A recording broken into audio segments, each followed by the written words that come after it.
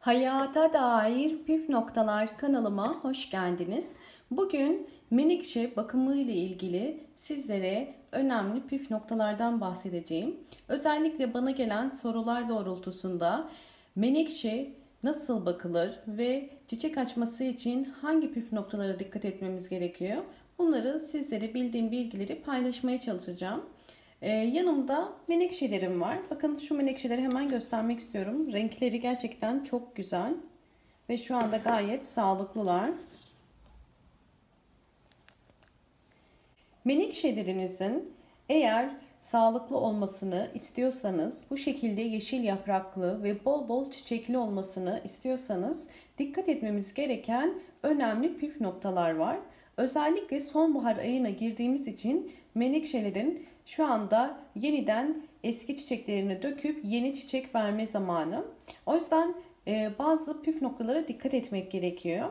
Menekşelerin hızlı bir şekilde büyüyebilmesi için ve bol bol çiçek verebilmesi için en önemli püf noktalarından bir tanesi bol ışık alması.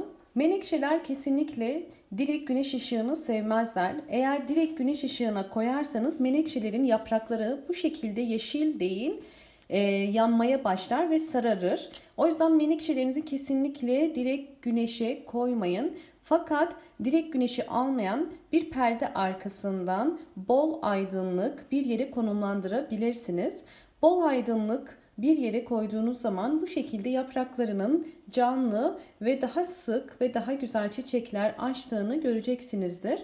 Birinci püf noktamız bol ışık alması. İkinci önemli püf noktamız ise menekşeleri mutlaka sulama yöntemidir. Özellikle yapılan yanlış sulamalar sonrasında ya menekşenin toprağı aşırı kuru kalıp menekşe çiçekleri çürümeye, dökülmeye ve yaprakları dökülmeye başlıyor. Ya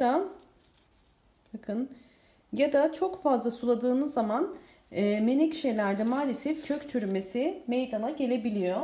Bakın hemen şu menekşemi göstermek istiyorum. Normalde canlı bir menekşeydi. Unuttum altındaki suyu. Hemen sizinle de bunu paylaşmak istedim. Bakın şu anda bu menekşemin gördüğünüz gibi yaprakları pörsümeye, bu şekilde yumuşamaya başladı. Bunun tek nedeni yapılan yanlış sulama, yani verilen fazla sulamadır. Kesinlikle menekşelerinizi fazla sulama yapmayın. Eğer fazla sulama yaparsanız bu şekilde menekşelerinize maalesef bakın hem yanmış gibi sararmalar oluşuyor, hem de gördüğünüz gibi yaprakları tek tek dökülmeye başlıyor. Ve sulama yaparken kesinlikle dikkat etmeniz gereken kök kısmına. Bakın şu kısma kesinlikle su girmemesi gerekiyor. Bu kısma su girdiği zaman menekşenin kökü çürümeye başlar ve yine yaprakları bu şekilde solar. O yüzden sulama yaparken mutlaka kenar kısımlarından sulama yapın ya da bir tabağın içerisine su koyup üzerine oturtabilirsiniz. Fazla sulama çürüme yapar dedik ve yine aynı şekilde az sulama yaparsanız ne olur? Az sulamada da yine menekşelerin yapraklarının yumuşamaya başladığını göreceksiniz. O yüzden kesinlikle bakın menekşenin toprağının bu şekilde kupkuru olmaması gerekiyor. Menekşeler her zaman nemli toprakları sever. Hemen size şurada göstermek istiyorum.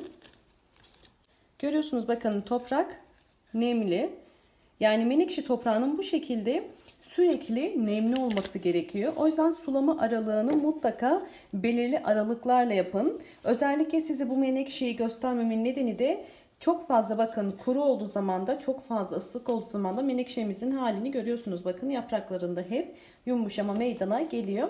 O yüzden menekşede mutlaka belirli aralıklarla toprağı nemli olacak şekilde düzenli sulamak gerekiyor. Üçüncü önemli püf nokta ise menekşe yapraklarının çok fazla büyümesine izin vermeyin. Eğer menekşelerinizin bu şekilde çiçekli olmasını istiyorsanız dikkat etmeniz gereken püf nokta, bakın menekşelerin ortasından bakın zaten yeni yapraklar her zaman çıkar ve çok çabuk da büyür. Sizlerin ne yapması gerekiyor? Bu yeni yaprakların büyümesine izin vermek için bakın altta bulunan, görüyorsunuz bu şekilde yaşlı ya da böyle pörsüyen yaprakları mutlaka koparmanız gerekiyor. Siz bunları kopardıkça menekşeleriniz çok daha hızlı bir şekilde yeni yapraklar çıkaracaktır ve çok daha hızlı mutlaka büyüyecektir. Ama eğer bu yaşlı yaprakları bakın koparmazsak, mesela şurada görüyorsunuz yıpranmış ve yine yaşlı bir yaprak. Koparmazsak menekşemiz bol bol yaprak verir fakat çiçek açmaz. Çünkü çok fazla büyük yapraklar ve eski yaşlı yapraklar olduğu zaman gücünü daha çok yapraklara vereceği için bu şekilde yeni çiçekler açmaz. Sizlere tavsiyem mutlaka menekşelerinizi belirli aralıklarla budama yapın. Yani şu şekilde bakın görüyorsunuz etrafında pörsüyen, bunlar da bakın yeni yeni yapraklar çıkarıyor. Ve ben bu eski yaprakları şu şekilde bakın ne yapıyorum? Koparıyorum. Bunlar zaten altta çürümeye başlamış. Ve bu şekilde kopardığınız zaman bakın bunlar çok hızlı bir şekilde büyüyüp yeniden çiçek açacaktır. Budama da menekşelerde yine dikkat edilmesi gereken bir önemli püf noktadır. Peki menekşeler nasıl çoğaltılır? Yine dördüncü noktamız ise çoğaltma işlemi. Menekşeler aslında çok hızlı çoğalabilen bitkilerdir.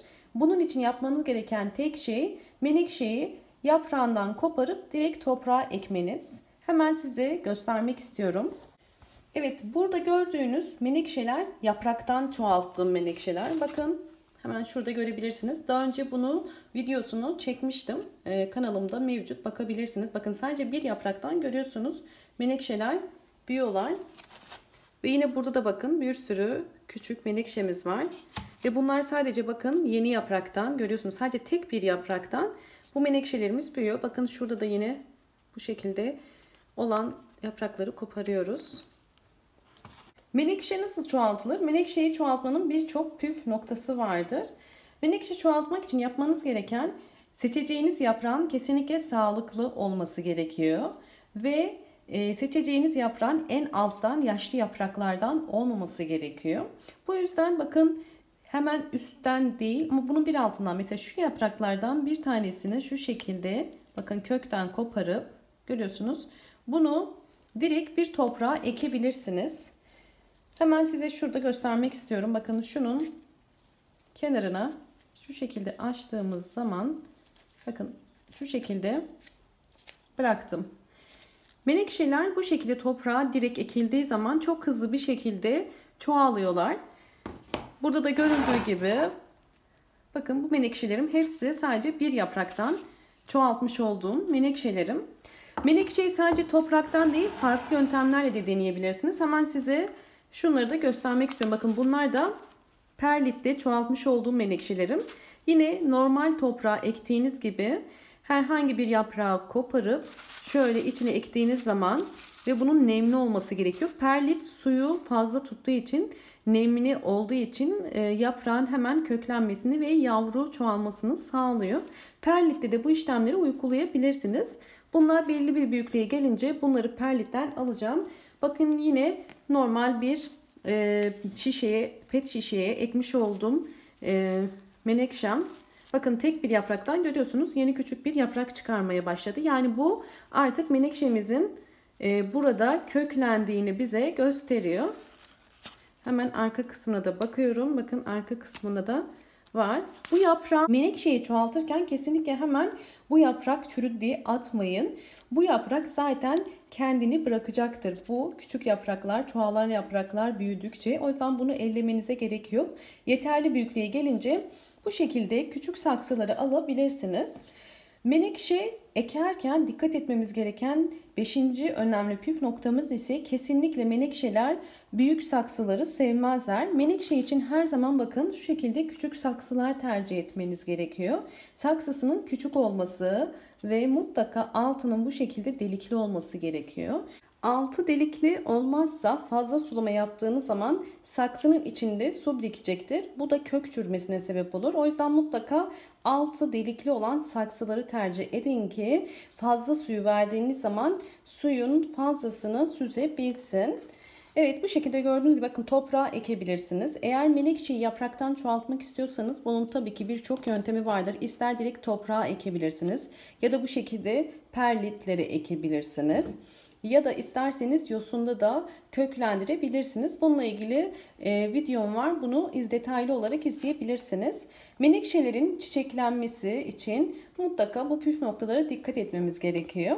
Umarım sizler için bu videom faydalı olmuştur. Videomu beğendiyseniz eğer beğen tuşuna basmayı ve kanalıma abone değilseniz hemen abone olmayı unutmayın. Yeni bildirimlerden haberdar olmak için zil sesini açık konuma getirebilir ve bol bol yorumlar yapabilirsiniz. Hoşça kalın, sağlıkla kalın.